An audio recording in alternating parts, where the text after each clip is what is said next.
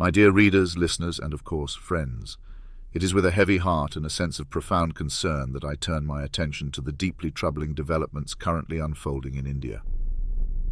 Under the leadership of Prime Minister Narendra Modi and his Hindu nationalist Bharatiya Janata Party, BJP, India has embarked on a dangerous path towards authoritarianism, religious zealotry, and fascism that threatens not only the fabric of Indian society, but the very foundations of democracy itself. At the heart of this disturbing trend lies the rise of Hindutva, a virulent form of Hindu nationalism that seeks to transform India into an exclusively Hindu state, often through the use of violence, intimidation, and discrimination against religious minorities, particularly Muslims. Modi and his allies have shamelessly exploited this toxic ideology to consolidate their grip on power, using it to fuel a culture of hate, division, and intolerance that is antithetical to the values of secularism and pluralism upon which India was founded.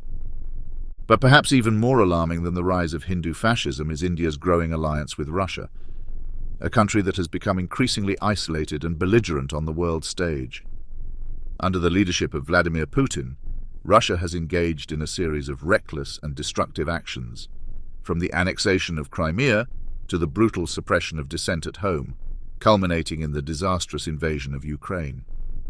This ill-conceived military adventure has not only resulted in countless deaths and untold suffering for the Ukrainian people, but has also exposed the profound weaknesses and vulnerabilities of the Russian state. With its economy in shambles and its military badly depleted, Russia now finds itself increasingly dependent on China, a rising superpower with its own expansionist ambitions and authoritarian tendencies. The fact that India has chosen to align itself with Russia in the face of these grim realities is a testament to the depths of Modi's cynicism and short-sightedness. By casting his lot with a declining power that is rapidly becoming a vassal state of China, Modi has not only undermined India's own long-term strategic interests, but has also betrayed the values of democracy and human rights that he claims to uphold. But the consequences of India's descent into fascism and its alliance with Russia extend far beyond the realm of geopolitics. In recent years, India has become a major player in the global economy, particularly in the field of customer service and outsourcing. Millions of Indians are employed in call centers and other service industries, providing support to companies and customers around the world. The rise of Hindu nationalism and the erosion of democratic norms in India threaten to undermine the very qualities that have made the country such an attractive destination for outsourcing: its diversity, its openness, and its commitment to the rule of law. As religious and ethnic tensions continue to simmer, and the government becomes increasingly authoritarian, it is not hard to imagine a scenario in which the once thriving Indian service sector becomes a casualty of the country's political and social turmoil. Moreover, the growing alliance between India and Russia raises serious questions about the security and integrity of the vast amounts of sensitive data and information that are routinely handled by Indian service providers. With Russia increasingly beholden to China and its own domestic security apparatus, the risk of data breaches, cyber attacks, and other forms of espionage and sabotage will only continue to grow. In the face of these grave challenges, it is essential that the international community take a strong and principled stand against the rise of fascism and authoritarianism in India. We must make it clear to Modi and his allies that their actions are unacceptable and that they will face serious consequences if they continue down this dangerous path.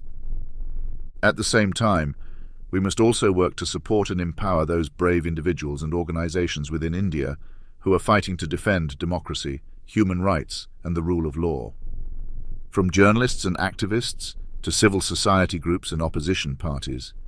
there are countless heroes in India who are putting their lives on the line every day to resist the tide of fascism and to build a more just, inclusive, and democratic society. It is our moral duty to stand with these courageous men and women, to amplify their voices, and to provide them with the resources and support they need to continue their vital work. For in the end, the fate of India, and indeed the fate of democracy itself, will be determined not by the actions of tyrants and demagogues, but by the strength and resilience of those who refuse to be silenced or intimidated, and who are willing to fight for their rights and their freedoms, no matter the cost. The road ahead will not be easy, and the challenges we face are daunting. But as the great Indian independence leader Mahatma Gandhi once said, "The future depends on what you do today." Let us seize this moment, then, to act with courage and conviction, to stand up for what is right, and to build a world in which the values of democracy, human rights, and the rule of law are not just empty slogans, but living, breathing realities for all people everywhere.